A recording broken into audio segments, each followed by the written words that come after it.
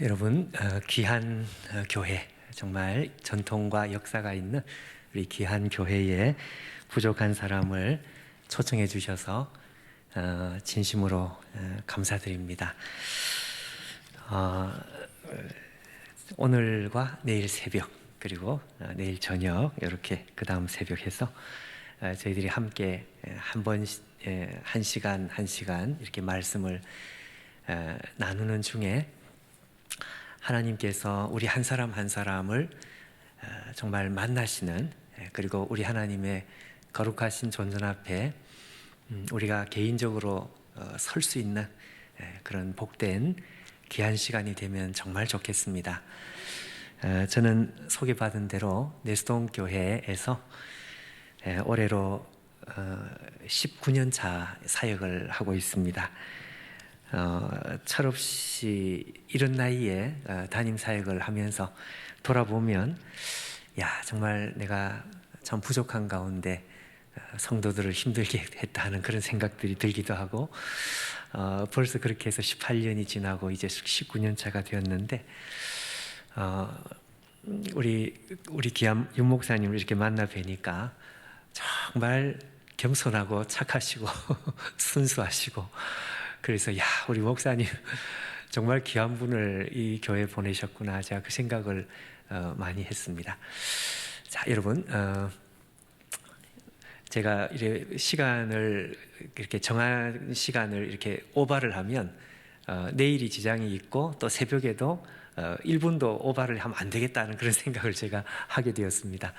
자, 오늘 우리가 함께 나눌 말씀에 집중하면서 정말 하나님 말씀만 높아지고 그 말씀을 통해서 하나님만 우리 가운데 바라보게 되는 이런 시간이 되면 좋겠습니다.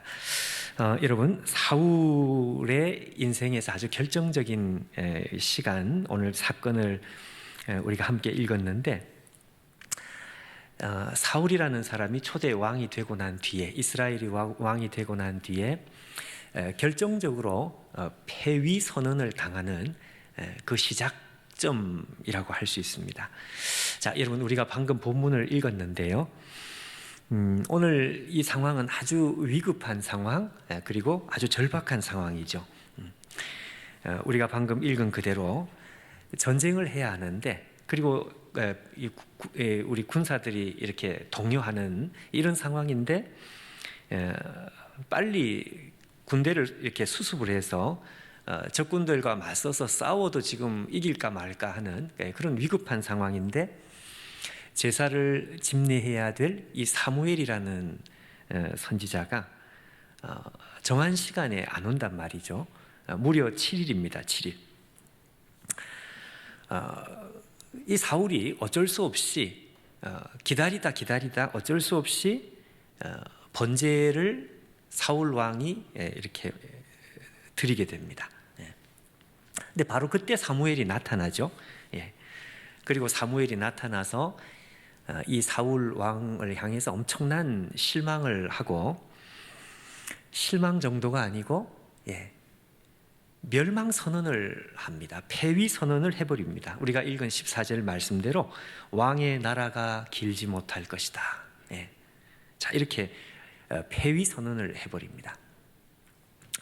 여러분, 이 내용은 지금 이렇게 흘러가는 내용인데 어떻습니까? 이 내용이 여러분 금방 이게 이해가 잘 되시는지 모르겠습니다.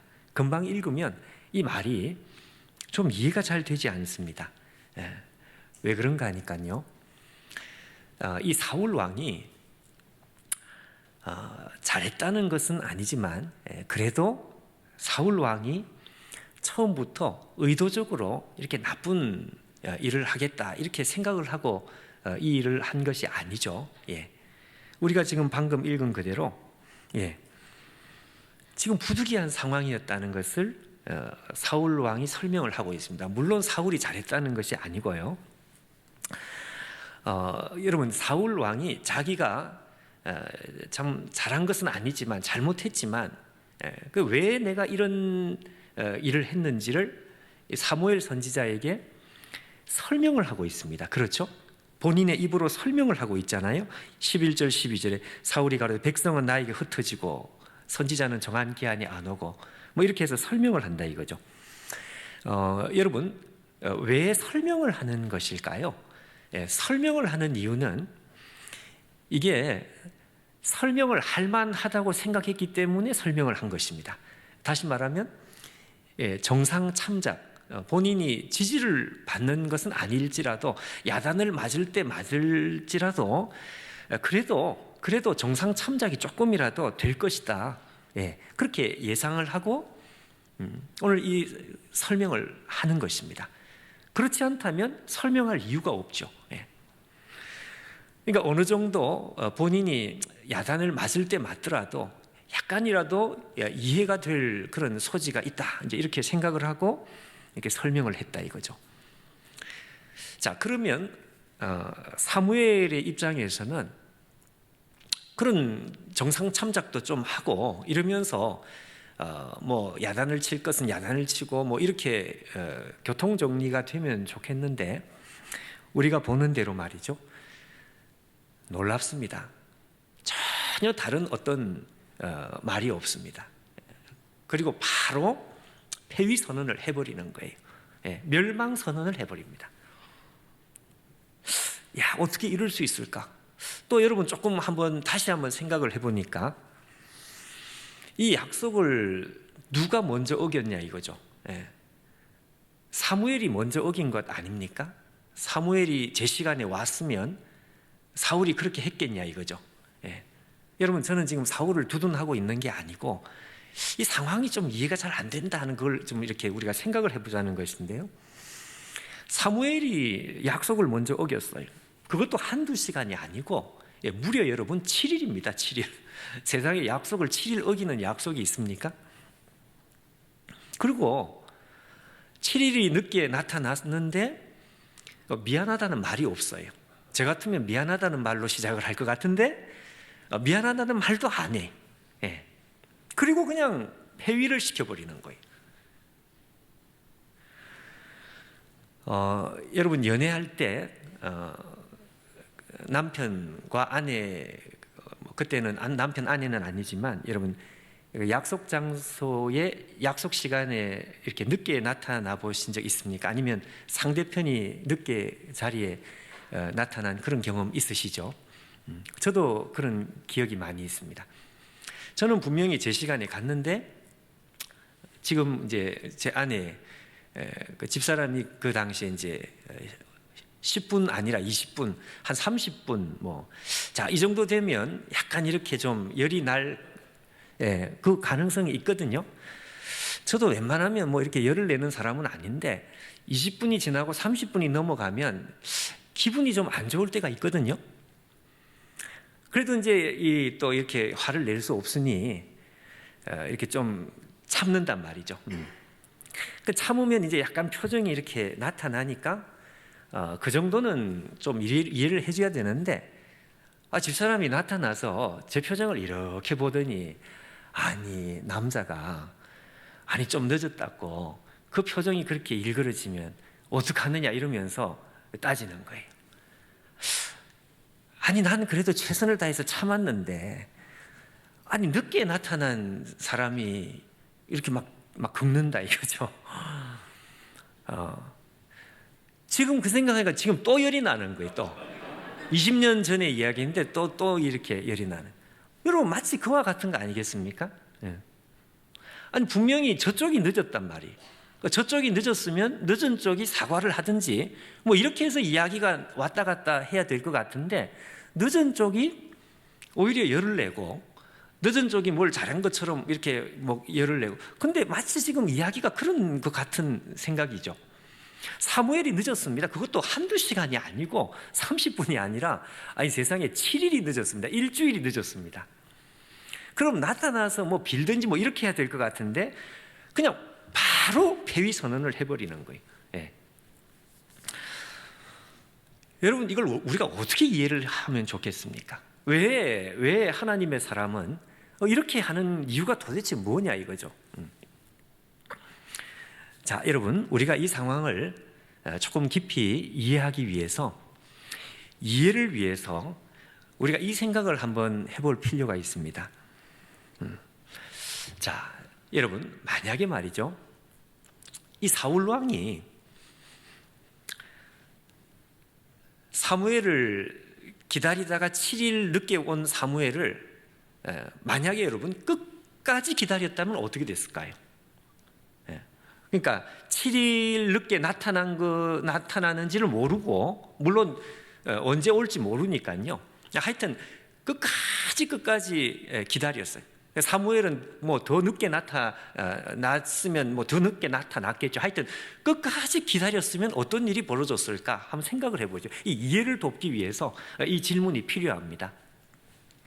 막 그렇게 했더라면 지금 이 상황이, 지금 이스라엘이 위급한 상황이기 때문에 뭐 기적이 일어나서 이길 수 있을지 뭐 그건 우리가 모르겠습니다. 그렇지만 패배할 가능성이 많겠죠. 직사하게 고생하고 이스라엘 군대가 흩어지고 사울은 정말 고생하고 아마 패배했을 가능성이 많았을 거예요. 사무엘은 안 나타나고, 안 나타나는 사무엘을 끝까지 기다렸다가 결국 이 전쟁에서 졌단 말이에요. 자, 만약 여러분 이런 상황이 벌어졌다고 한다면, 자, 중요한 질문이 하나가 있습니다. 사울이 끝까지 기다렸는데 결국 져버렸어요. 그리고 정말 엄청난 타격을 받았어요. 그러면 여러분, 이 패배에 대한 책임은 누구에게 있느냐 하는 것입니다. 어려운 질문 아니죠, 여러분? 끝까지 기다렸는데 결국 사무엘이 안 나타나고 더 늦게 나타나서 이스라엘이 패배를 했다. 그래서 직사하게 고생을 했다면 이 패배의 책임은 누구에게 있는 것이냐? 누구에게 있는 것입니까? 사울에게 있는 것이 아니죠. 이 패배의 책임은 하나님에게 있는 것입니다. 만약 이런 일이 벌어진다면 사울은 사람들에게 아마 지탄을 받고 공격을 받을지 모르겠어요. 왜? 아니, 당신이 책임자인데 끝까지 그걸 기다렸다가 뭐 이렇게 해가지고 사울이 공격을 받을 수도 있겠죠. 그러나 여러분, 사람들이 공격을 하고 사울이 직사하게 고생을 해서 아주 어려운 상황이 벌어졌다면 사울은 여러분, 사람들 앞에서는 기가 죽고 마음이 약해질지 모르겠지만 적어도 하나님 앞에서는 사울이 할 말이 있었던 것입니다. 무슨 말씀인지 아시죠? 사울은 하나님 앞에 끝까지 기다렸다가 져버렸어요. 하나님 앞에 사울은 할 말이 있는 거예요. 하나님, 책임져 주십시오. 나 하나님을 기다리다가, 하나님의 선지자를 기다리다가 끝까지 기다리다가 나 졌습니다. 나 인간적으로 얼마든지 싸울 수 있었는데 인간적으로 싸우지 않고 하나님께서 기다리라고 하시니까 끝까지 기다렸는데 결국 져버렸습니다.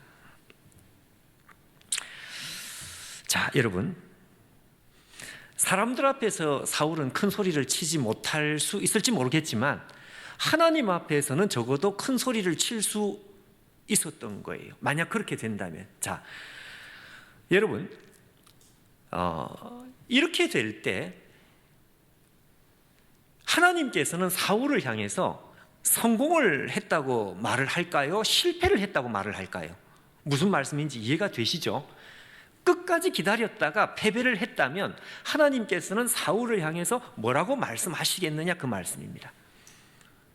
그렇습니다. 하나님께서는 이 사울을 향해서 너가 패배해서 가슴은 아프지만 잘했어. 너 끝까지 하나님을 기다렸으니까 넌 잘한 거야. 하나님께서 생각하는 성공이라고 하는 것은 여러분, 이게 성공이었습니다. 여러분, 제 말을 오해하지 마시고 잘 이해를 해주시면 좋겠는데요, 무조건 패배하고 무조건 실패해야 된다, 그 뜻이 아니죠. 그 말이 아닙니다.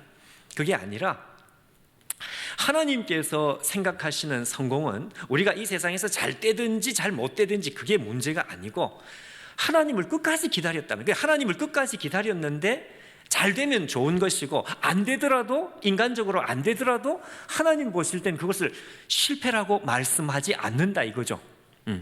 무슨 말씀인지 이해가 되시잖아요? 예.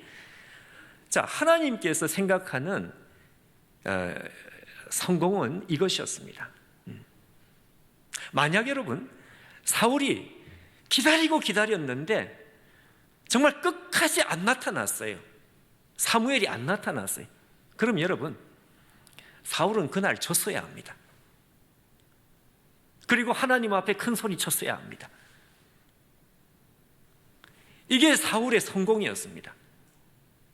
근데 사울은 그렇게 할 수가 없었어요. 자, 여러분, 오늘 중요한 질문입니다. 사울이 내가 하나님께서 안 나타나시면, 하나님께서 승리를 안 주면 나 승리를 안 가지겠어. 나는 죽으면 죽으리로다. 예. 하나님께서 패배를 주시면 나는 패배하리로다 라고 생각하고 패배할 용기가 사울에게는 없었던 것입니다. 자, 여러분, 질문요. 사울은 왜 패배할 용기가 없었을까요? 그 이유는요, 기준이 달랐기 때문에 그렇습니다. 사울이 생각하는 성공의 기준하고요, 하나님께서 생각하는 성공의 기준이, 이 기준이 달랐던 거예요. 예, 무슨 이야기인지 아시죠? 사울이 생각하는 성공은 뭐가 성공인가 하니까 무조건 이겨야 돼요. 무조건 시험은 무조건 붙어야 되고 무조건 잘 돼야 돼요. 그것 외에는 성공은 없습니다. 근데 하나님께서 생각하시는 성공의 기준은 조금 달랐던 거죠. 하나님께서 생각하는 성공의 기준은 세상적으로 잘 될 수도 있고 때로는 뜻대로 또 이렇게 안 될 수도 있습니다. 그런데 하나님께 생각하시는 성공은 하나님의 말씀을 붙들다가 끝까지 가는 것입니다. 하나님께서 주시면 받는 게 성공이고 하나님께서 안 주시면요, 안 받는 게 성공입니다. 기준이 다르죠. 한마디로 하나님을 기다리고 하나님을 순종하고 하나님을 붙드는 것, 그게 하나님 보실 때에는 성공의 기준이었습니다. 영국 사람하고요, 그 남태평양의 원주민하고 달리기 시합을 했습니다. 영국 사람은 힘이 세가지고 달리기 할 때 굉장히 잘 달려. 남태평양의 원주민은 먹는 게 부실해가지고 잘 못 달려. 두 사람이 달렸는데 섬을 한 바퀴를 돌았습니다. 결승점에 누가 먼저 들어왔을까요? 영국 사람이 먼저 들어왔습니다. 그러면서 두 손을 번쩍 들고 이겼다, 이겼어. 한참 있다가 원주민이 들어오더니 원주민이 두 손을 번쩍 들고 이겼다, 이겼어, 이렇게 들어온 거예요. 그 영국 사람이 보면서 저 사람 좀 이상하다. 아니, 내가 이겼는데 왜 당신이 이겼다 그러냐? 내가 당신보다 더 아름답게 달렸어.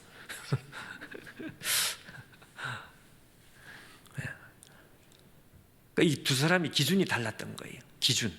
영국 사람은 이 빨리 달리면 그게 이기는 것이고, 이 원주민은 그건 자기 기준이 아니라요. 누가 아름답게 달렸느냐, 멋있게 달렸느냐, 그게 자기의 기준이었습니다. 기준입니다. 기준. 굉장히 중요한 거죠. 사울이 패배할 수 없어. 사울은 절대로 나는 패배를 못해. 사울은 패배할 수가 없었습니다. 왜? 기준이 달랐습니다. 사울이 생각하는 기준은 하나님의 기준하고 이게 다른 거예요.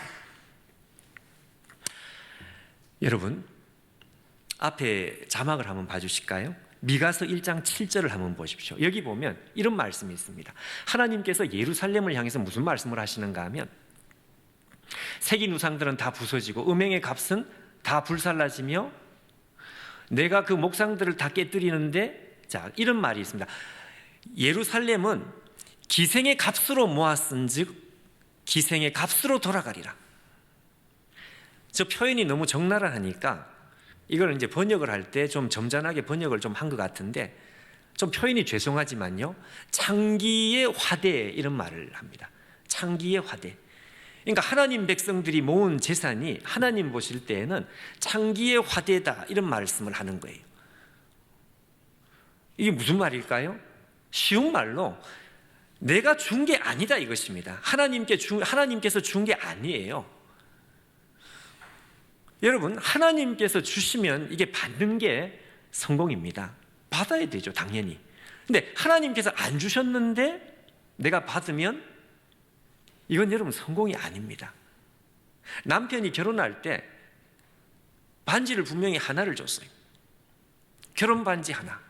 그런데 어느 날 능력 있는 부인이 결혼 반지를 10개를 끼고 나타났어요. 그 남편한테 와, 나 10개 받았으니까 나 성공이다. 그 웃긴 사람이다 이거죠. 예.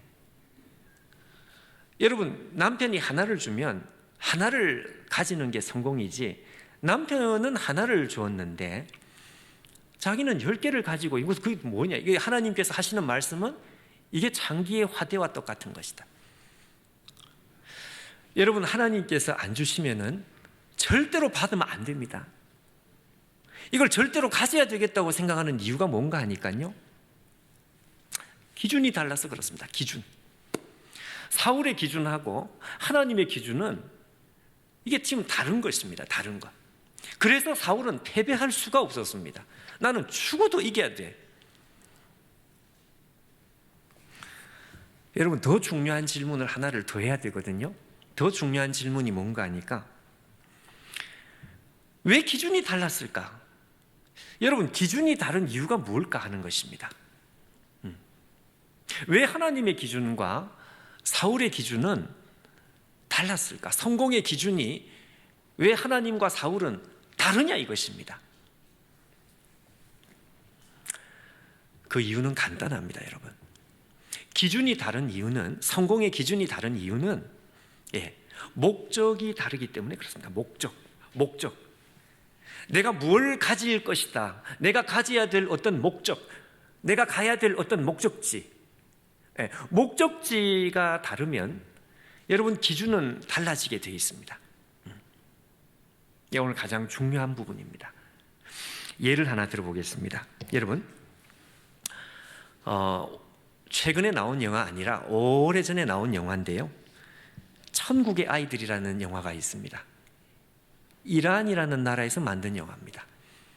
아주 돈이 안 든 저예산으로 만든, 근데 세계적으로 꽤 히트를 쳤습니다. 이 천국의 아이들이라는 영화 내용은 대단히 간단합니다. 우리로 말하면 어린 초등학생 오빠가 있고 또 여동생이 있는데 같은 이제 학교를 이제 다니는 거죠. 근데 이 이란의 시골 마을에서 학교를 다니는데 너무 가난한 거예요. 너무 가난하다 보니까 학교를 왔다 갔다 하는데 신발이 없는 것입니다. 신발이.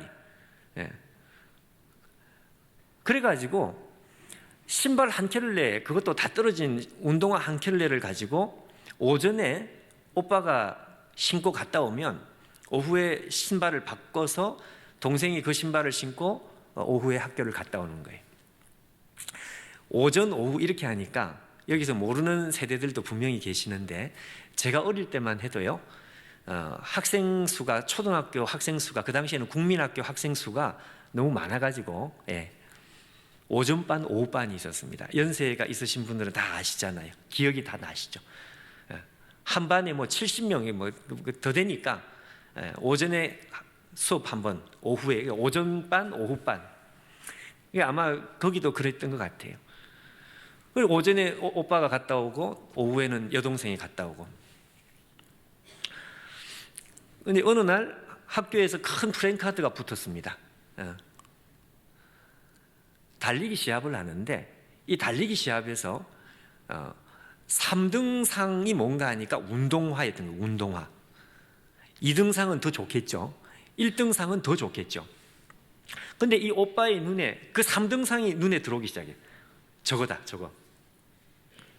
3등을 해가지고 내가 운동화를 타야 되겠다. 그 운동화를 타서 내 동생한테 운동화를 내가 선물해야 되겠다. 이게 이제 오빠의 목표가 되었습니다. 목표. 그래서 얘가 학교를 가면 수업만 끝나면 혼자서 온 산으로 들러 뛰어다니면서 달리기 연습을 하는 거예요. 죽을 힘을 다해서 연습을 했는데 달리기 시합 날이 왔습니다. 얘가 잘해야 된다는 생각 때문에 열심히 달렸는데 어떻게 됐을까요? 1등을 했습니다. 1등을. 학교는 난리가 난 거예요. 우리 학교를 빛낸 이래가지고 난리가 나서 사진을 찍고 하는데, 그런데 그 사진 속에 제일 가운데 앉아있는 이 오빠의 얼굴은 시무룩한 거죠. 왜 시무룩할까요? 3등을 해야 되는데, 운동화를 차지해야 되는데 자기가 너무 빨리 뛰어버려가지고 1등을 한 거예요. 1등을. 그래서 이 오빠가 풀이 팍 죽어가지고 집에 와서 여동생한테 미안해, 이 오빠가 그만 1등을 해버렸어. 그랬더니 이 여동생이 오빠 미워 이러면서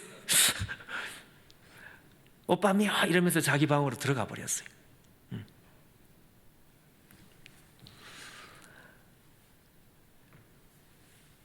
여러분, 1등이 우리가 생각하면 좋은 건데요, 1등을 하고 났더니 패배감에 사로잡힌 거예요.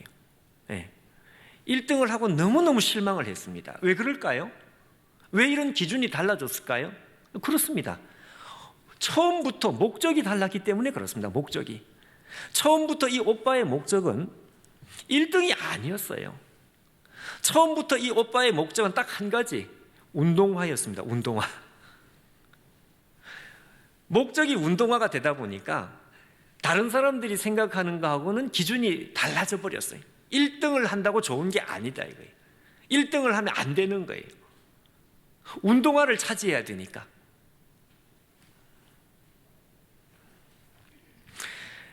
여러분, 사울의 기준과 하나님의 기준이 왜 달랐을까요? 목적이 달랐기 때문에 그렇습니다. 처음부터 사울의 목적과 하나님의 목적이 출발부터 달랐습니다.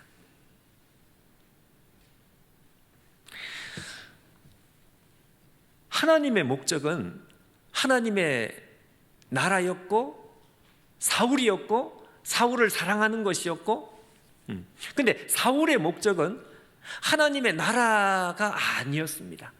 사울의 목적은 하나님이 아니었습니다. 사울의 목적은 무엇이었을까요? 사울의 목적은요, 자기의 야망이었습니다. 자기의 욕망이었고요. 그게 처음부터 가지고 있었던 사울의 목적이었습니다. 목적. 그러니까 목적이 다르니까 성공의 기준은 달라지고요, 성공의 기준이 달라지니까 나타난 현상이 뭔가 하니까 절대로 질 수가 없는 거예요. 자, 여러분, 사무엘이 무려 7일 늦게 나타나서 미안하다는 말도 안 하고 나타나자마자 바로 폐위 선언을 한 이유를 아시겠습니까? 이거는 여러분, 단순히 사울이 인내심이 부족하다, 그거 아니고요, 사울이 그냥 실수를 했다, 그것도 아니에요. 사울이 무슨 잘못을 하나를 했다, 그런 문제가 아니었습니다. 사울이 무슨 큰 실수, 작은 실수, 그런 문제가 아니고요, 이거는 지금 무슨 문제인가 하니까 사울은 처음부터 하나님과 목적이 달랐던 것입니다. 아모스 3장 3절을 한번 보십시오. 이렇게 되어 있습니다. 두 사람이 뜻이 같지 않다는 것은 목적이 다른데, 두 사람이 목적이 다른데 어떻게 동행하겠느냐? 저 말 여러분 어려운 말 아니죠? 하나님께서 이스라엘 백성들한테 하는 말씀이 뭔가 하니까, 이스라엘 백성들하고 나는 목적이 다른데 어떻게 동행할 수 있겠느냐? 당연한 이야기 아닙니까? 동행을 하려면 목적지가 같아야 동행이 되는 것이죠. 목적지가 다른데 어떻게 동행이 되느냐 이것입니다. 여러분, 사울이 왜 폐위가 됐는지, 이건 신경질이 나서 폐위를 한 것도 아니고요, 사울이 무슨 큰 잘못 이런 문제가 아니다 이거예요. 하나님께서 사울을 즉시로 즉시로 폐위를 시킨 이유는 다른 이유가 아니고, 사울아, 너와 나는 미안하지만 목적이 다르구나. 사울이 무슨 큰 잘못을 하나 그냥 저질렀으면 여러분 얼마든지 용서할 수 있습니다. 하나님께서는 우리가 잘못하고 이렇게 해서 하나님 앞에 우리가 회개를 하면 하나님은 용서를 하시죠. 근데 문제는 그런 문제가 아니고요, 처음부터 목적지 자체가 달라붙었어요. 달라지는 거예요. 하나님께서 이 사울을 볼 때 무슨 생각을 하시는가 하니까, 사울아, 너와 나는 처음부터 목적지가 다르구나. 우리가 목적지가 다른데 어떻게 동행할 수 있겠느냐? 우리 헤어져야 되겠다. 너는 너가 가야 될 길을 가야 되겠고, 나와 너는 길이 다른 것 같아. 지금 그 말씀입니다. 그 말씀.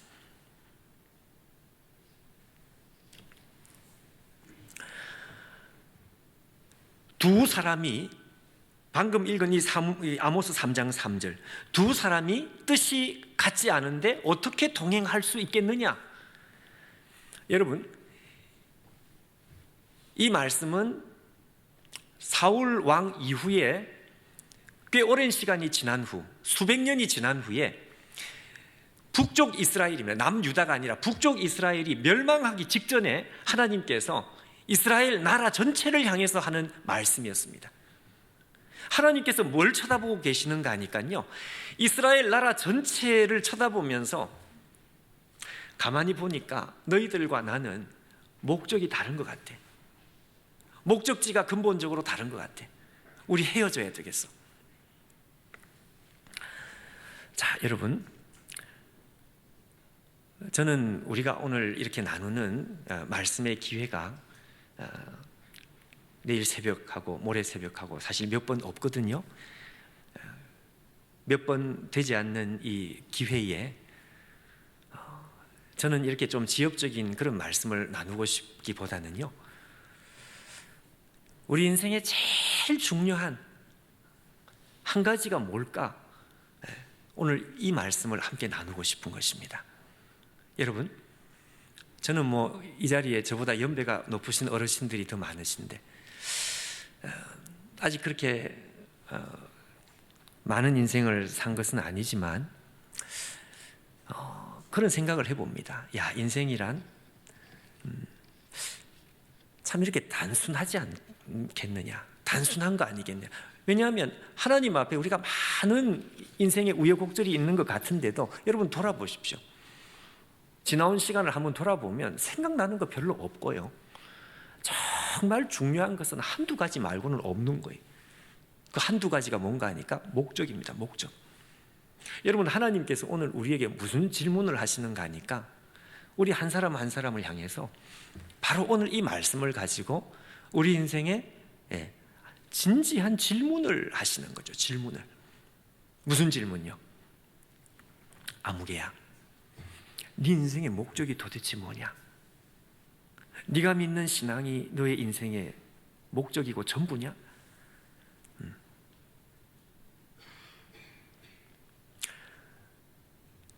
하나님께서 이 사무엘을 무려 7일 동안 늦게 보내신 이유가 있었습니다.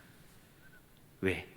인내심을 테스트하기 위해서 아니고요, 그런 문제가 아니고, 이 7일 동안 하나님께서는 이 사울을 향해서 질문을 하고 계셨던 것입니다. 질문. 사울아, 네 목적이 뭐냐? 너는 왜 왕이 됐느냐? 너는 왜 이스라엘의 왕이 되고 싶었던 것이냐? 나 하나님의 목적은 너가 나의 목적인데 너도 내가 너의 목적이 맞느냐? 너는 하나님의 나라가 목적이 맞느냐? 아니면 네 야망이 너의 목적이 맞느냐? 이걸 하나님께서 질문을 하시는 거예요. 질문을. 그리고 기다리는 거죠. 사울이 도대체 어떻게 대답을 하는지 기다리는 거죠. 하루를 기다리고 이틀을 기다리고 가만히 기다려 보니까 결국 사울이 마지막에 대답을 하는 거예요. 제사를 먼저 드렸다고 하는 것은 이거는 인내심의 문제가 아니고요, 자기 제일 속의 밑바닥에, 자기 인생의 밑바닥에, 자기 마음의 제일 밑바닥에 뭐가 있는지를 하나님 앞에 보여드리는 것입니다. 하나님, 저의 성공은 이 전쟁 지면 안 됩니다.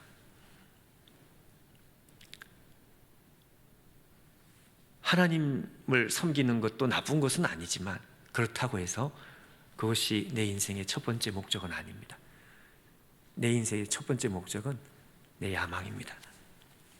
그거를 이 사울은요, 하나님 앞에 결국 고백하고야 말았습니다. 7일 기다리고 난 뒤에 고백하고야 말았습니다. 사무엘이 나타나서 이혼 통보를 하는 거죠. 우리 헤어져야 되겠다. 네. 왜냐하면 두 사람의 뜻이, 목적이 다른데 어떻게 동행할 수 있겠느냐. 너와 나는 미안하지만 헤어질 수밖에 없어. 아모스, 우리가 읽은 요 짧은 말씀, 아모스 말씀은 북이스라엘 나라 전체를 향해서 하신 말씀입니다. 여러분, 북쪽 이스라엘 나라 전체가 아모스가 살았던 시대 이후로 바로 절벽으로 수직 낙하, 나라 전체가 바로 멸망을 해버립니다. 왜 멸망을 했을까요? 죄를 많이 지어서. 맞습니다. 근데 여러분, 그렇게 모호하게 말할 수 없고요, 이게 뭔가 하니까 하나님께서 오랫동안 기다리고 또 기다리고 한 가지를 지켜보신 거예요. 이스라엘을 보면서 오랫동안 한 가지 질문을 하고서 지켜보셨는데, 결국 이스라엘을 보니까 이스라엘의 목적은 하나님이 아니었어요.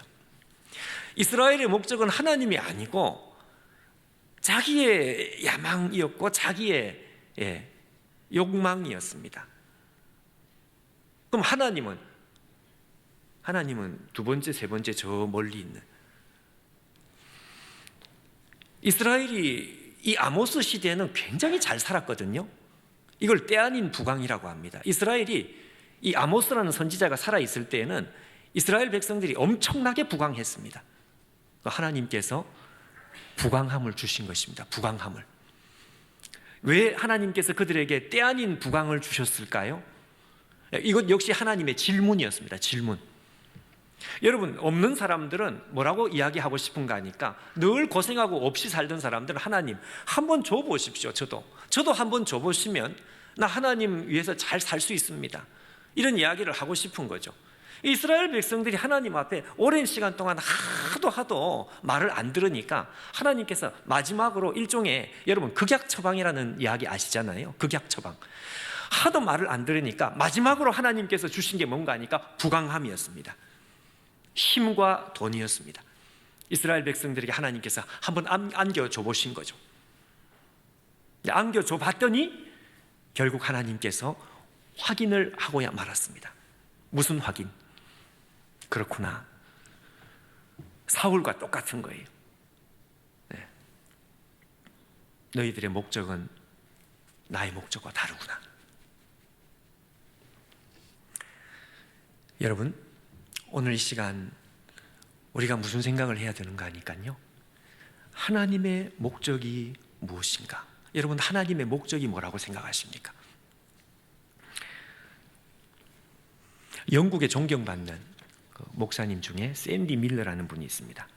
이 샌디 밀러 목사님이 노년이 돼가지고 글을 쓰다가 자기가 일생에 하나님의 음성을 가깝게 들은 적이 한 3번 정도 있어요. 그 중에 제일 먼저 하나님의 음성을 들을 때가 자기가 20대 처음 은혜 받을 때, 처음 하나님을 만났을 때, 그때 자기가 하나님의 음성을 가까이 들은 거예요. 자기 마음에 말씀하시는, 정말 하나님께서 너무 가깝게 자기에게 말씀하시는, 그게 어떤 상황인가 하니까 20대 때 수련회 때, 우리 같이 이렇게 말씀 집회 때 하나님을 제대로 만났습니다. 마음이 너무 뜨거워가지고 혼자서 해변을 거닐면서 산책을 하면서 혼자서 막 하늘을 쳐다보면서 기도를 했어요. 그가 했던 기도는, 하나님, 저한테 지금 무슨 말씀을 하시든지 나 전부 다 순종할 수 있습니다. 무슨 말씀을 하시든지 나 모든 걸 하나님 앞에 다, 저보고 지금 목숨을 내놓으라 그러면 나 다 내놓을 수 있습니다. 그러면 마음이 너무 뜨거우니까요. 하나님 앞에 정말 너무 뜨거운 마음에 하나님 무슨 명령이든 다 하시면 내가 전부 다 드릴 수 있습니다. 그때 하나님께서 샌디 밀러에게 말씀하셨습니다. 샌디 밀러야, 나는 너 하나로 족하다. 이게 하나님께서 샌디 밀러에게 주신 첫 번째 메시지였습니다. 그때 이 샌디 밀러가 이런 이야기를 했어요. 나는 그날 얼마나 당혹스러웠는지 모른다. 왜? 아니, 그 크신 하나님께서 다 필요 없다고 말씀하시고 나는 너 하나만 있으면 족한 거야. 이게 무슨 이야기입니까? 네가 나의 목적이다. 너가 나의 목적이지 나는 다른 것 아무것도 필요 없어. 너가 나에게 주는 선물 다 필요 없어. 나는 너만 있으면 되는 거야. 여러분은 십자가를 쳐다보면서, 우리를 위해 생명을 주신 십자가를 쳐다보면서 무슨 생각을 하시나요? 십자가가 우리에게 하시는 말씀은 아주 선명합니다. 십자가는 우리에게 하나님께서 나를 향해서 너가 나의 전부다. 너가 나의 목적이다. 우리 자신이 하나님의 목적이다. 이 목적. 다른 어떤 목적이 없는 거예요. 내가 하나님 앞에 드리는 무슨 다른 무언가, 그거는 있으면 좋은 것이고 없어도 상관은 없는, 하나님 보실 때에는 내 영혼을 건지는 그 자체가 목적이죠. 그러니까 아들을 내어주신 거죠. 하나님 자신을 전부 다 내주신 거죠. 우리가 하나님 앞에 드릴 그 무언가가, 내가 드리는 그 무언가가, 내가 드리는 돈이, 내가 드리는 무슨 헌신이 그게 하나님의 목적이었다고 한다면 여러분, 하나님께서 아들을 내어주실 필요가 없었습니다. 창조주 하나님께서 얼마든지 없는 것을 있는 것처럼 부를 수 있습니다. 그렇게 만들 수 있습니다. 그런데 우리의 영혼은 창조주 하나님의 창조의 능력으로 이게 안 되는 거예요. 우리의 영혼은, 죄로 팔린 우리의 영혼은 창조주의 능력을 가지고 죄가 없어지지 않는단 말이에요. 우리의 영혼을 건지기 위해서는 창조주의 능력으로 될 일이 아니고요, 창조주의 생명이 필요했습니다. 창조주의 피가 필요한 거예요.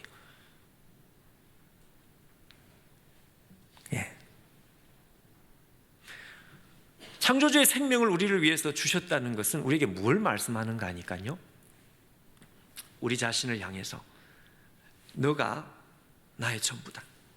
너가 나의 목적이다. 십자가는 우리에게 그걸 말씀합니다.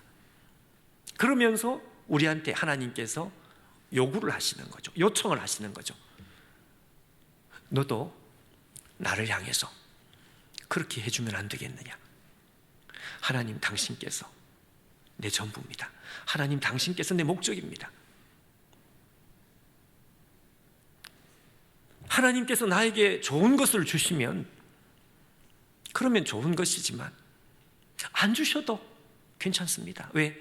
처음부터 내 목적은 아파트가 아니고 하나님이었으니까요. 여러분, 하나님께서 우리에게 그걸 요청하시는 것이죠. 쉐마 이스라엘. 여러분, 쉐마 이스라엘, 들으라 이스라엘아. 우리의 신앙의 대강령이 있죠. 대강령. 신명기 6장 4절 5절 암송하는 말씀 아닙니까? 들으라 이스라엘아. 우리의 신앙은 다른 어떤 것으로 설명할 필요가 없고 요 한 절 말씀이면 충분합니다. 우리의 신앙이란 도대체 뭐냐? 들으라 이스라엘아, 주 너의 하나님은 오직 하나인 여호와시니. 하나인 여호와시니라는 말은요, 여러분, 우리 하나님께서 둘, 셋, 숫자가 셋이 아니고 하나다, 그런 뜻이 아닙니다. 여러분, 제가 여러분 앞에서 저의 아내는 셋이 아니고 하나입니다. 그러면 여러분 중에 저 목사님, 사모님은 셋인 줄 알았는데 하나라네. 그 사람은 건강검진 받아야 되죠. 네. 여기 하나님께서, 우리 하나님은 하나인 여호와시니, 그 말은 숫자를 말하는 게 아니고요, 이거는 우리의 사랑은 하나님 외에는 갈 수가 없는, 그러니까 쉽게 말하면 하나님 나의 목적, 그 말입니다. 하나님 나의 목적. 왜? 하나님도 나를 향해서 너가 나의 목적, 그랬으니까요.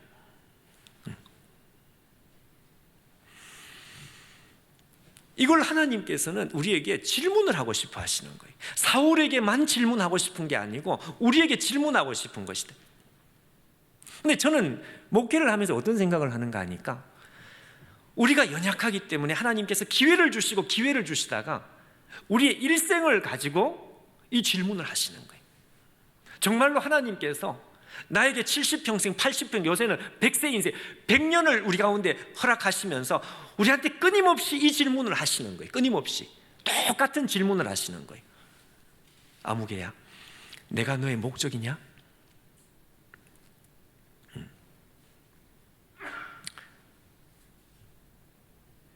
그렇게 질문을 하십니다.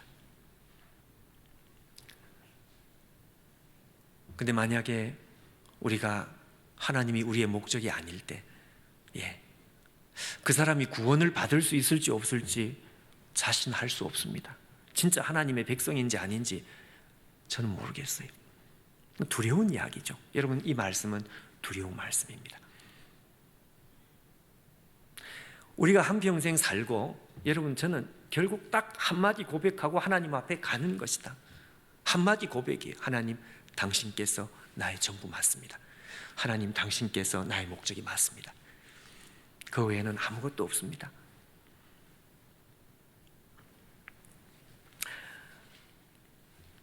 여러분, 하나님께서 우리 이 짧은 말씀 사경의 이 시간, 이 통해서 우리에게 질문을 하시는 그 하나님 앞에, 여러분, 우리가 마음을 다하고 성품을, 힘을 다해서 우리가 이 고백을 올려드릴 수 있는 우리 모두가 됐으면 좋겠습니다. 2016년도, 제가 시계를 보고 있습니다. 2016년도 제가 우리 교회에서요, 그 안식년을 받았습니다. 제가 안식년을 부탁을 한 것도 아니고, 근데 아마 장로님들이 보실 때 저 박 목사님은 쉬라고 안 하면 아마 죽겠구나, 이런 생각을 했는지 모르겠는데, 저보고 그래서 저도 준비도 없이 그냥 이렇게 얼떨결에 그냥 안식년을 이렇게 하게 되었습니다. 저는 너무 고맙게 생각하는 거죠. 우리 교회 어르신들이 이렇게 귀하게 생각을 해주니까 정말 참 황송한 마음으로. 근데 제가 그 안식년 때 어디를 갔는가 하면요, 그 하와이 코나에 가면 YWAM이라고 그 DTS 예수전도단이라, 우리 예수전도단은 아니고 이제 로렌 커닝햄이 했던 그 세계적인 선교 단체에서 제가 한 몇 달간 이렇게 시간을 좀 보낼 수 있었습니다. 근데 그때 이 로렌 커닝햄을 이렇게 만나면서 이분이 참 귀하다 하는 생각을 제가 한 여러 가지 계기가 있었는데요. 그 중에 이분이 이런 간증을 하는 게 있어요. 이 간증이 무슨 간증인가 하면, 오래전입니다. 1972년도니까 오래전. 이분이 한참 젊을 때 독일 뮌헨에서 올림픽을 할 때 이분이 전 세계를 다니면서 젊은이들을 모집해서 막 전도 운동을 하던 그 당시였습니다. 근데 이분이 그 당시에 서울에서 홍콩으로 가는 비행기를 타다가요, 이 비행기 안에서 하나님의 음성을 너무너무 정확하게 들었습니다. 하나님께서 로렌 커닝햄에게 너가 배를 사라, 배를 사서 전 세계를 다니면서 배를 타고 전도를 해라. 아마 여러분 이 YM에 지금도 배를 타고 전도를 하는 거 있습니다. 근데 여러분, 이 배라는 게 조그마한 배가 아니고 엄청나게 큰 배. 그러니까 거기서 그냥 전 세계를 돌아다닐 수 있는 그런 배. 그러니까 하나님의 음성이 분명히 맞는데, 그러고 나서 이제 일이 진행이 되기 시작을 하는데, 기적 같은 이 역사가 일어나는 거예요. 뉴질랜드에서 이 엄청난 금액의 그 배가 이렇게 나왔는데, 마오리 선박이라고 하는, 마오리라고 하는 배가 나왔는데, 이걸 그 당시 돈으로 7만 달러가 계약금이니까요, 이 어마어마한 돈입니다. 근데 누군가가 전화가 와서 계약금을 자기가 감당하겠다 이러면서 일사천리로 일이 진행이 되는 거예요. 그래서 이 로렌 커닝햄이 너무너무 기뻐가지고, 야, 이제 얼마 있으면 이 큰 선박을 우리가 해서 전 세계 젊은이들을 배를 타고 다니면서 세계 복음화를 할 수 있겠다. 이제 이러면서 이 사람이 기뻐했습니다. 잔금을 치르고 이 배를 인수하면 이제 되는 한 몇 주 전이었다 그럽니다. 2주 전인지 하여튼 몇 주 전이었어요.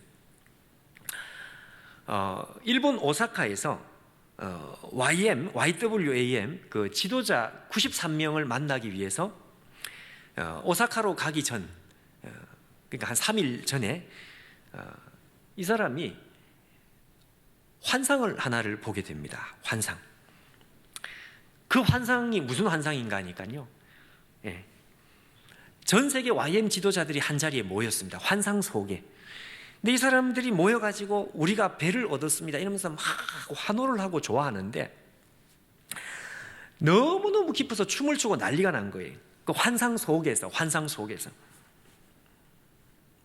근데 가만히 자세히 봤더니 그 환상 속에 저 구석에 누군가가 혼자 앉아서 울고 있는 사람이 있었습니다. 누굴까? 왜 저 사람은 혼자 울고 있는 것일까? 로렌 커닝햄이 이 환상 속에 울고 있는 그 사람을 주목하다가 한순간에 소름이 끼친 거죠. 왜? 그분은 분명히 예수님이었습니다. 그분의 머리에서 피가 흘러내리고 있었습니다. 울고 있는 모습을 보는 순간 이 환상이 뭘 말씀하는지를 로렌 커닝햄은 즉시로 깨달았습니다.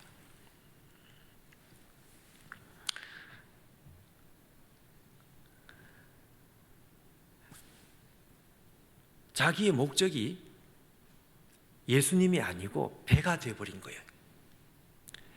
배만 있으면 된다. 이 배를 가지고 결국 뭘 하려고 했던가? 그러니까 예수님 때문에. 근데 이게 자기도 모르게 이 목적이 이게 바뀌어 버린 거죠. 제가 로렌 커닝햄이 참 훌륭하다는 생각을 했던 이유가 이런 생각을 하고 이런 환상을 받고 이런 하나님과의 교통이 일어난다는 자체가 얼마나 귀하냐 이거죠. 근데 이 사람이 그런 간증을 하는. 그러고 나서 그 환상을 보고 이 사람이 막 회개를 했습니다. 하나님 맞습니다. 저를 용서해 주십시오. 내가 하나님을 사랑한다고 했는데 어느 순간에 이 배가 내 목적이 되어버렸습니다. 여러분, 목회자인 저 자신도 자유롭지 못합니다.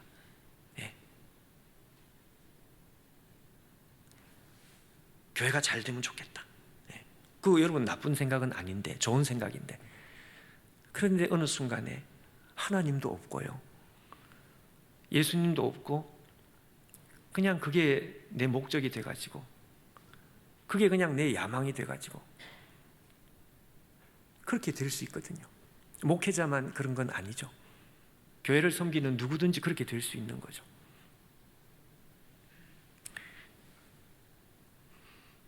그리고 한참을 울다가 3일 뒤에 일본 오사카에서 YM 세계 지도자들 93명이 모인 그 자리에서 자기 간증을 했습니다. 내가 3일 전에 이런 환상을 봤습니다. 그러자 이 93명이 다 똑같은 마음을 가지고 다 통곡을 하면서 회개를 했다 그래요. 참 훌륭하죠? 네. 그러면서 그 배를 포기를 했습니다. 이건 대단한 것이죠. 그 배를 포기하고, 그리고 성령이 우리 가운데 인도하시는 성령의 인도를 따라가지고 회개운동이 거기서부터 일어나는데, 무슨 회개를 하는가 하니까 우리가 가진 헛된 자부심, YM, 우리가 선교단체 중에 최고다, 우리가 세계 선교를 주도하는 사람들이다, 여러분 이런 마음이 다 있거든요. 교회들 속에도 있는 거예요. 죄송하지만 저희 교회는 일상교회보다 역사가 오래 안 된 그런 교회인데도, 역사가 얼마 안 된 교회인데도 그 속에도 이제 그런 자부심이 다 있는 거예요. 사람 누구든지 다 있습니다. 그 YM 지도자들이 우리가 가지고 있었던 헛된 교만함, 우리가 가지고 있었던 이 자부심, 뭐 이런 거 다 하나님 앞에 일주일간 회개를 하는 거예요. 회개를 한 지 일주일이 지났을 때, 그때 영적으로 하나님께서 주신 축복이 있었습니다. 그게 뭔가 하니까 같이 모여 기도하던 그 초라한 회의실에 예수님께서 쑥하니 들어오시는 것 같은 그런 영적인 감동을 같이 받는 거예요.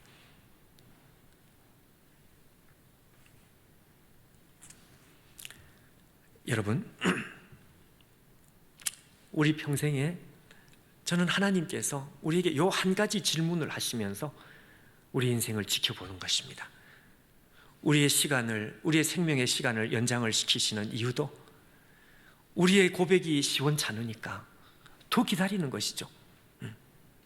우리가 오래 사는 것이 복인 이유는 다른 게 아니고 하나님 앞에 좀 더 선명하고 좀 더 순전한 고백을 할 수 있는 기회를 주시는 것이니까 복된 것인데, 여러분, 우리의 인생, 온 인생을 통해서 하나님께서 끊임없이 이 질문을 하십니다.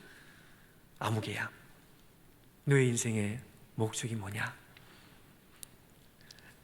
나는 너가 목적인데, 나는 정말 너만 있으면 되는 것인데, 너도 나만 있으면 되는 것이냐? 너도 나만 사랑하느냐?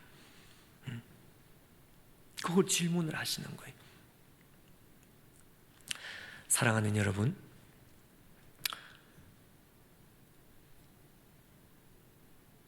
저는 여러분들의 상황을 모릅니다. 그러나 일산교회에서 말씀을 전해야 되겠다 생각을 하면서 제가 꽤 며칠이 아니라 꽤 오래 연락을 받은 그때부터 마음에 자꾸 이런 부담, 그 선한 부담이겠는데 부담이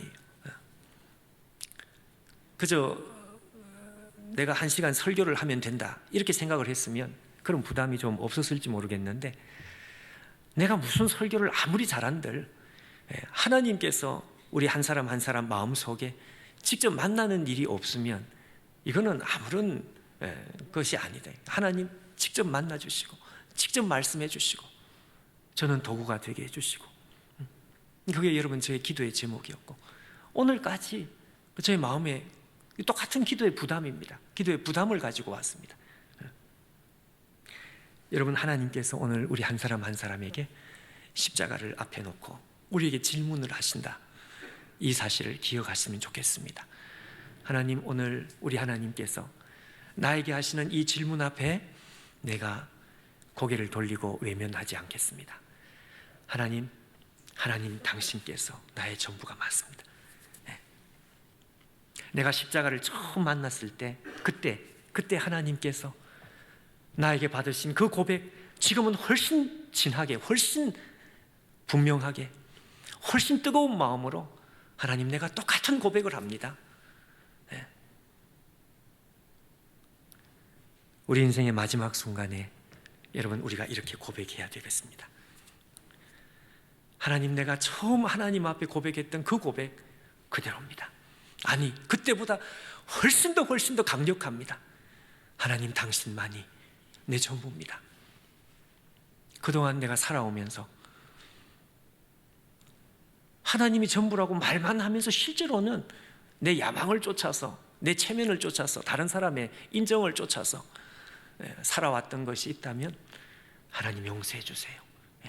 자, 여러분, 우리 이 시간 그리고 내일 새벽, 내일 저녁 하나님의 이 질문 앞에 우리가 정직하게 대답하고, 그리고 하나님 앞에 우리가 기도로 나가고 우리 하나님께서 기뻐하실 것입니다. 기뻐하시는 정도가 아니라 우리의 인생이 활짝 열리게 될 것입니다. 하나님과 새로운 관계의 이 차원으로 우리가 나가게 될 것입니다. 우리가 전혀 새로운 신앙의 길로 우리가 들어가게 될 거예요. 그런 일들이 우리 안에 일어났으면 좋겠습니다.